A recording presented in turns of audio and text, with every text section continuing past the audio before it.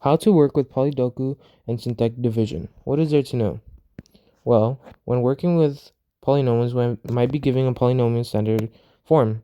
This means that we will need to use polydoku or synthetic division to find the. We need the roots to be able to graph. So we use polydoku and synthetic division to go from 2x to the power of 3 to plus x squared minus 4x plus 4 to 2x minus 1 times the quantity of x plus 2 times the quantity of x minus 2.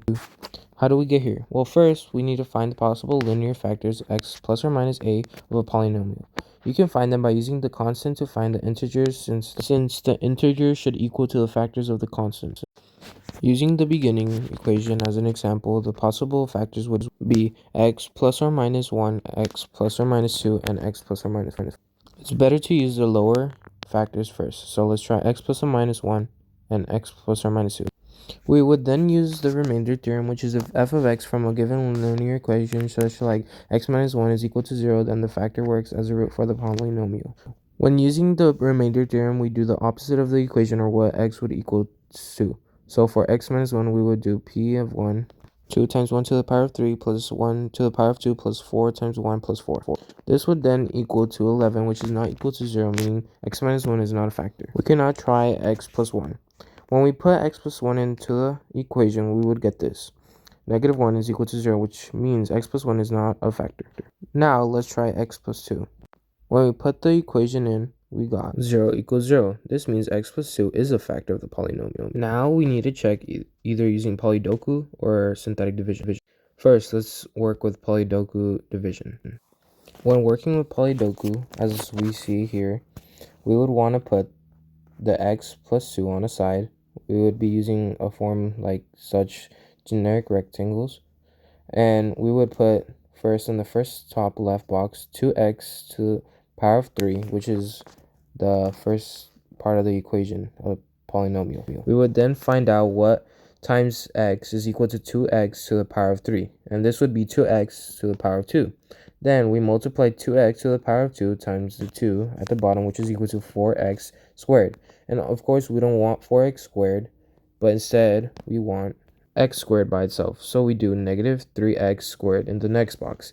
And what times x is equal to negative 3x squared? And this would be negative 3x. So negative 3x times 2 now is negative 6x. And we don't want negative 6x. We want negative 4x. So we add 2x. So 2 times x is equal to 2x. And 2 times 2 is equal to 4. Meaning this would be the correct equation, and it works as a factor. This also shows that whenever we have a remainder, since there's no remainder here, it would be a factor. But if there were to be a remainder where I have the arrow, then the equation would not work as a factor of the polynomial. After we finish this, we can write out the equation 2x squared minus 3x plus 2 is times the quantity of x plus 2 is the same thing as 2x to the power of 3 plus x squared minus 4x plus 4. Now let's do the same thing by using synthetic division. When working with synthetic division, we want to make like, as we see here, we want to put a negative 2 down. Since it's x plus 2, x would be equal to negative 2. So we put negative 2 down. Then we would take every coefficient from the equation, which would be 2, 1, negative 4, and 4. Then we always start by bringing down the first number, which is 2. Then we would do 2 times negative 2. This means whenever we do synthetic division, we always multiply the bottom value by the top left value, which here is negative 2. So negative 2 times 2 is negative 4. Then we would do 1 plus negative 4, which is equal to negative 3.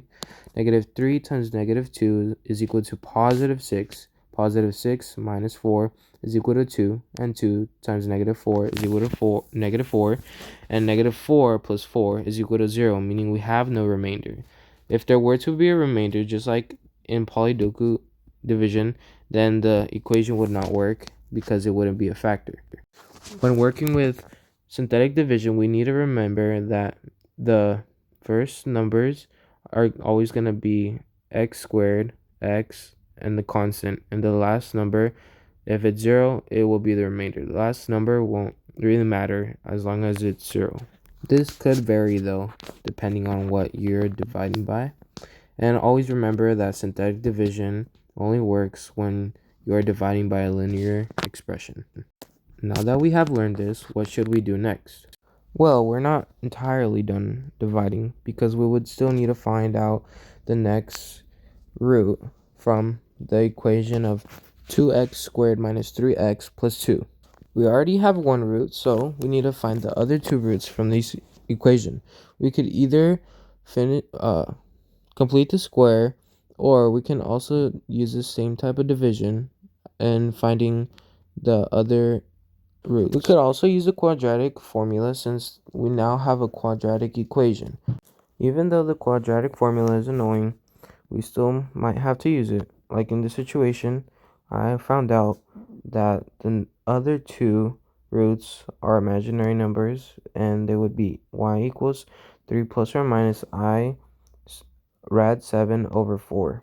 There are many ways to find the remaining roots, but when I was doing this, I did complete the square and nothing was working, so then I moved to the quadratic formula and found out that the roots are imaginary. So, therefore, our roots are x plus 2 and 3 plus or minus I square root of 7 over 2. I also believe square root of negative 7 would also could just be called 7i, so yeah. Now, whenever you need to divide polynomial by a linear expression, you know how to use PolyDoku and synthetic division to do that, and how to find all the roots to graph. And don't worry, there will not always be imaginary numbers. And now you can graph it. Your graph should then look something like this with imaginary and roots.